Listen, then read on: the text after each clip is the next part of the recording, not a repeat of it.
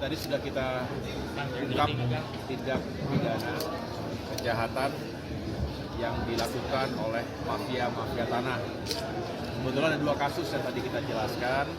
Yang pertama itu di Kabupaten Bandung, di mana itu modusnya adalah penipuan semuanya yang mengakibatkan dunia usaha itu benar-benar merugi, terdampak. Ada real loss yang harus diderita, tapi juga potential loss dari itu semua karena rencana pembangunan termasuk juga upaya untuk meningkatkan ekonomi di lokasi tersebut ya tentu terhambat, terhenti bahkan, tapi sekarang sudah bisa kita selesaikan.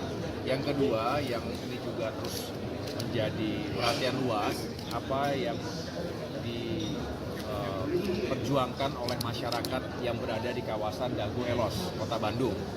Ini bahkan sudah sejak tahun 2016.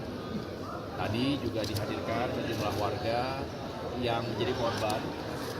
Yang terdampak itu kurang lebih 2.000 orang. Ada 360 sekian kepala keluarga yang mereka tentunya berharap keadilan hadir. Jadi lokasi Dago Elos tersebut ada sekelompok yang tentunya merupakan bagian dari organisasi mafia tanah yang kemudian memalsukan berbagai dokumen. Bahkan mereka mampu memalsukan dokumen-dokumen lama, bahkan sebelum Indonesia merdeka. Ya, tapi mirip sekali, tadi sudah saya tampilkan, boleh nggak saya buat ini? Jadi itu mirip sekali dengan seolah-olah itu dokumen asli, padahal semua itu palsu. Jadi ini contohnya. Bagi yang melihatnya secara kasat mata itu mungkin asli. Wah, ini memang dokumen lama. Tapi bagi penyidik yang teliti dengan mekanisme yang juga teruji begitu, bisa menemukan bahwa dokumen-dokumen seperti ini itu ternyata palsu. Jadi ada tekniknya, dan ini bisa terbukti dan terbongkar, sehingga dari sinilah kita bisa secara serius dan benar-benar dikawal. Bahkan waktunya itu 1 tahun, ya, 1 tahun lebih Satgas Anti Mafia Tanah ini bolak-balik melakukan langkah-langkah taktis dan teknis di lapangan untuk bisa mengungkap ini secara luas. Dan dengan demikian harapannya satu persatu bisa kita carikan solusinya.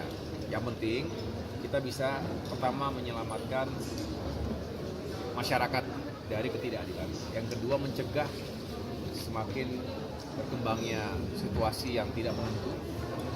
Dampaknya bukan hanya ekonomi tapi juga sosial.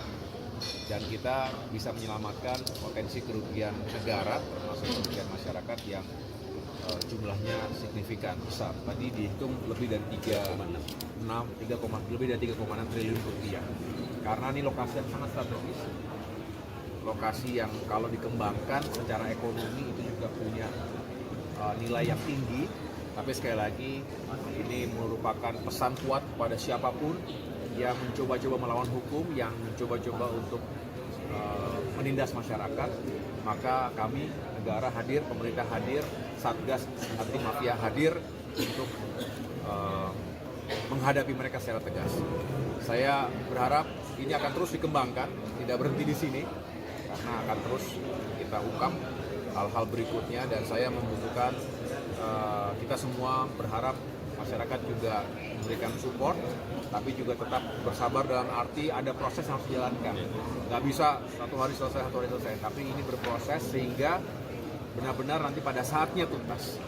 Itulah yang menjadi harapan masyarakat tadi. Kita kawal terus supaya benar-benar sampai ke akar-akar ini. Ini juga memberikan pesan kuat kepada siapapun di negeri ini, bukan hanya di Jawa.